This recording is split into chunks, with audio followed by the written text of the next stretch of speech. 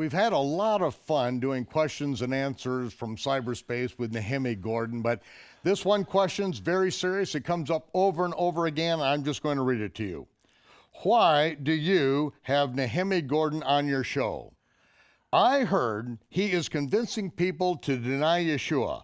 How can you condone his antichrist activities? Well, Nehemia, what do we say to that? Michael, you know that they have this fantasy that I go around and I hold people in the back room with the big light and I say, deny him, deny him. Let me tell you what my life is really like, Michael. A few years ago, I was on this airplane and I'm flying to Seattle and I'm sitting next to this woman and she's telling me she's a Christian, but from speaking to her, I can tell that she actually doesn't know the first thing about Jesus, literally. And I asked her, have you ever read the Gospels? And she said, no, but I saw the movie. And she tells me that she saw the Gibson movie, Passion of the Christ. Oh. And I said, so do you actually know what Yeshua did, what Jesus did in his ministry and what his life was? She said, no, but can you tell me? So there I am, the Karaite Jew on an airplane to Tacoma, SeaTac, and I'm telling this Christian, I'm literally sharing the Gospels with this Christian woman. I start out and I tell her how, according to the Gospels, he was born in Bethlehem and grew up in Nazareth, and he's 12 years old teaching in the temple at the Torah, and she'd never heard any of this stuff. And, you know, so people have this fantasy, and I think they want me to be a counter missionary and, an antichrist. Yeah, they can't imagine you being really what you are. They want to put me in a box that they're familiar with and comfortable with, but I don't fit in that box. I'm a box breaker, and look, I get a lot of flack from the Jewish side. I get people, I get people on the Jewish side who say all kinds of negative things about me because I'm not doing what they want me to do. I'm not following the agenda they have for me. Unhealthy. My sister says I have an unhealthy interest in Jesus. My cousin goes around telling the family, I think he secretly converted to Christianity. And you have to understand, that's like saying, that'd be like spreading a rumor saying, we hear he's gay. It's really, in that community, it would actually be better to spread the rumor that I was gay than that I'd converted to Christianity. Oh, yeah. It would be less of a negative thing in the Orthodox Jewish community. They've come to accept that. But no, not somebody converting to Christianity. And look, I am what I am. I'm a Karaite Jew. I believe in the Tanakh. And I interact with people on common ground, people like you and others who love the God of Israel, and Yeshua's your Rebbe. You believe he's your Messiah. Look, I'm coming from a different perspective, but I say, rather than me trying to convince you, let's meet on common ground. Now, recently, Michael, I had a very awkward situation happen. This woman walks up to me at one of my speaking events in Quantico, Virginia, and she says, Nehemia, I know you're not a believer in Yeshua, but you led me to him. And I said, oh boy, now I'm really going to get in trouble. But I also thought, if I tell this people, no one will believe me. So this lady's name is Shameka. Can we listen to her testimony? I said to her, Shameka, no one will believe me. You must make a recording of this, or no one will believe that, they'll see he's making it up. So please, guys, listen to Shameka. Please. This is what this lady has to say. She drove over an hour to meet me in Quantico, Virginia, and share this with me, and then sent me this recording. Nehemia, I'm Shameka, and I just wanted to thank you and let you know that even though you don't believe in Yeshua as the Messiah, you helped bring me to him. Growing up, I was a Christian because I believed in Jesus as the Messiah. And my mom and I tried to be good people. We tried to treat people as we would like to be treated, but we weren't really religious. We didn't read the Bible at home, and we only went to church on Easter and sometimes on Christmas. A few years ago, I felt this void of not having a true relationship with the Creator. And I prayed to him that if he would just reveal himself to me, if he would just speak to me and tell me his name and tell me what he wanted, that I would follow him and that I would do it. And so I started reading the Bible and I started going to church, hoping to be led in the right direction. I wanted to have this moment, where the clouds opened up and I heard this booming voice that said, Shameka, this is my name and this is what I want you to do. And that is not what happened. Instead, I went to church Sunday after Sunday and still felt this void and still felt like something was missing. And so I decided to stop going to church and to just read for myself at home. to get rid of the pastors, the preachers, the teachers, and everybody, and just try to figure it out on my own. And this time, instead of just staying in the New Testament, I decided to just start from Genesis and work my way to Revelation. And this was very interesting because I started reading things about concepts that I had never heard about in church, like feast days, holy days, the concepts of clean and unclean, the Sabbath.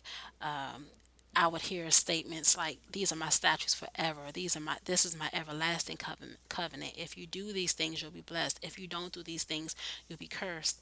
And that completely clashed my Christian concept of grace. Where all I had to do was have faith and then I'd be saved. And so I was just like, wow, why haven't I heard any of this in church? I don't hear anything about Easter or Christmas, but I do see something about Passover. And so, that completely just, I was boggled. And one day out of frustration, I just Googled, what does God want? Because what I had been taught and what I'm reading didn't connect. And I was trying to figure out, what do you want? So I Googled that, and a lot of articles about commandment keeping came up. But I wanted to let you know that, like, one of the things that really changed me, and one of the things that led me down the direction that I'm now currently going, is you had a teaching on YouTube called The Hebrew Yeshua versus the Greek Jesus. And that video just kind of opened my eyes, and I saw things totally different after that, because I realized that, you know, the Christian picture of Jesus is misleading. His name wasn't Jesus, it was Yeshua. He was Jewish. He lived the Jewish life. He spoke Hebrew. He lived by the laws of Jehovah given to Moses. He didn't come to abolish it or teach against it. The only thing he came to abolish and teach against was the man made laws and statutes by the religious leaders of that time. And so I was just completely shocked. And the words have been there the whole time. It's just that Jehovah used you and and your method of teaching to help me see it. And I'm thankful for that. I had also prayed that he would tell me his name. I wanted to feel as if I was speaking to the creator of heaven and earth, the one spoken about in my scriptures. The one that was there to speak to Abraham, Isaac, and Jacob, and, to lead the Hebrew people. That's who I wanted to speak to, but I wanted to know his name. And I came across the teachings of by you and Keith Johnson about proclaiming the name, and I found out that his name was Jehovah, and that's really hard for me to say. And so a lot of times I just say Jehovah, but I was so happy that he had a name, because there are people out there who don't believe in our scriptures, who don't believe in our creator, who don't believe in our faith, who have no association and want no association with the Hebrew people, and they say God and they say Lord. And, I didn't want to be a part of that. I wanted him to know that I'm speaking to him. And so I thank you for that. And after that, I started learning from other teachers in the Hebrew roots movement, and I found a great group that I'm a part of today. We just try to stay away from conspiracy theories and our own thoughts and understanding, and we just try to follow Jehovah and just try to stick to His word. I'm not a Christian. I'm not Jewish. I'm not even messianic. I just read the word and try my best to live it. I don't put myself in any box, and I don't allow any other groups to put me in their box based on their theories. I follow Jehovah, and I align myself with his people. And to me, his people aren't only a bloodline, it's whoever submits to him and follows his ways as he intends and not as they interpret them to be. So it's amazing how Jehovah used a Jewish man like yourself to bring me into a true relationship with him and my Messiah, Yeshua. And to me, that shows me that anything is possible. Like, he is in control, truly. And I just want to thank you again for your teachings. And I thank you for giving me this opportunity to personally share this testimony with you. And I thank you for coming, all the way over to my part of the country, over here in Virginia, and, and sharing your message with this small group. So, again, I just wanted to say thanks. I really enjoyed myself. Well, Wow. there it is, Danny. I mean, Wow. Yeah. I'm the one that got the question, that got the criticism in this Yeah. case. You get the same thing. Yeah. Oh, And you yeah. get the same thing while you associate with me, okay? that's- Yeah. I come with a lot of baggage that he has to carry too. But listen, she prayed to know the name. Where do we find it? Nehemia Gordon's work on this, of course, the Shattering the Conspiracy of Silence, but here it is, Proclaim the Name, Volume 2 of the Open Door series. This is the Karaite Files. This is really Nehemia's walk, his journey. He begins laying it out in the revelation that happened, how the open door happened to him to begin with, that he now is not shutting, he's keeping that door open and walking through it, proclaiming the name, which it changed this girl's life. She Googles, what does God want? Her heart's desire is, after a world in churchianity, is that what does God really want? And what happens? The doors open, and she goes to what? She goes to the Hebrew Yeshua versus the Greek Jesus. Where did this come from? It came from the question, the honest, sincere question I asked one person I knew that wouldn't judge me on it. And I took Matthew 23 to Nehemia, and I said, there's no way on God's green earth Yeshua could have said everything the Pharisees say and do, sit in Moses' seat, you have to do. I know he couldn't say that. Nehemia did the work on it, and that resulted in this book, The Hebrew Yeshua versus the Greek Jesus. You're going to learn more about Yeshua than you have in your entire lifetime of sitting in church from a Karaite Jew.